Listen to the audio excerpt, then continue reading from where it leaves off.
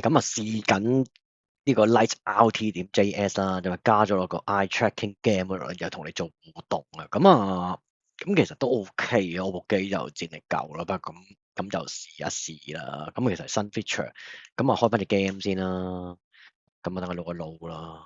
唔知有冇撞 webcam？我得兩隻嘅，OK 喎，唔撞。嗱，咁我睇翻先，呢度啦，eye tracking。嗱，咁我哋咧就即係第一次玩啦，咁我 OK 我哋開始用標準9點模式校準，好叻！而家望住正，繼續望住。而家望住右，好完美。而家望住左邊，真係好棒。而家望住正，非常之好。而家望住右，做得好。而家望住左下，就快好啦。而家望住正，好啦。而家望住右下角嘅校準完成啦。咁啊，你 Cal 咗先。做得好叻啊！咁我 Cal 完啦。咁啊，其實多咗新 feature 咧，其實就最主要就即係咁講，你唔使咁悶啊嘛，即係你可以開 AI mode。咁啊，但係 by default 咧就唔開嘅，因為你部機唔夠力咧就唔得噶嘛。咁啊揀咗 AI mode 啦。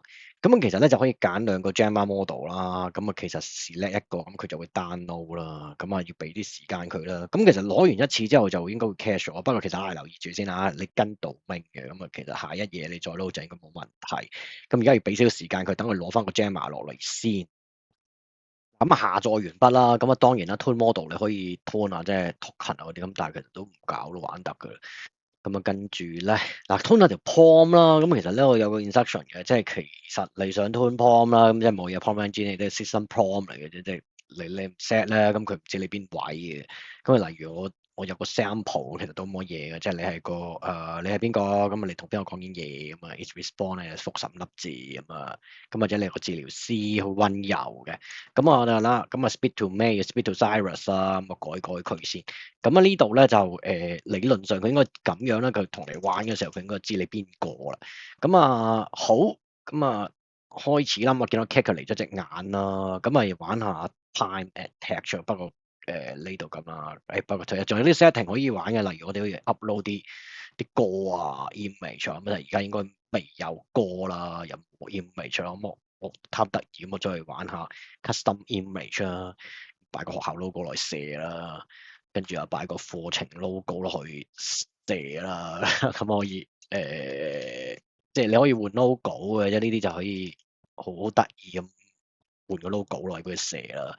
咁跟住可以上首歌嘅，因為咧你中意聽啲咩歌咧，咁你就懟上去。咁其實佢而家就 save 埋喺個 background 嗰度玩隻 game 咧，就可以有你中意嘅 logo 有嘅射嘅嘢啦，同埋咧即係俾細路玩嘅，因為其實都係俾啲學童有啲視力問題嘅喺度練眼啦。咁我哋而家 set 咗呢度啦，跟住咁啊開定個 debugger 先，因為咧唔開 debugger 咧睇唔到我行 LLM。咁而家我要開埋，咁我俾大家及到個 LLM 先啦。咁我而家陣間我就扯翻過嚟啦。咁而家我就 time at 限時挑戰模式開始。嗱，咁而家就準備3、2、1，出發。嗱，咁其實而家你見到咧，呢度應該就即係我遮咗畫面玩 game 㗎啦，但啲嘢就撈。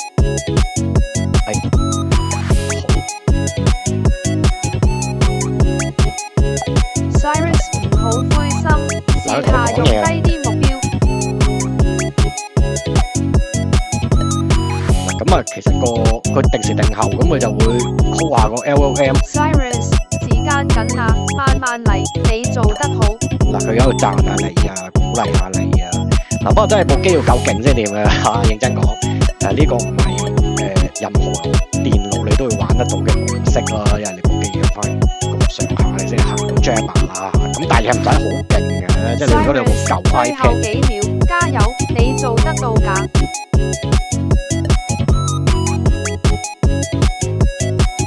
遊戲結束啦。嗱，咁啊，非常之努力。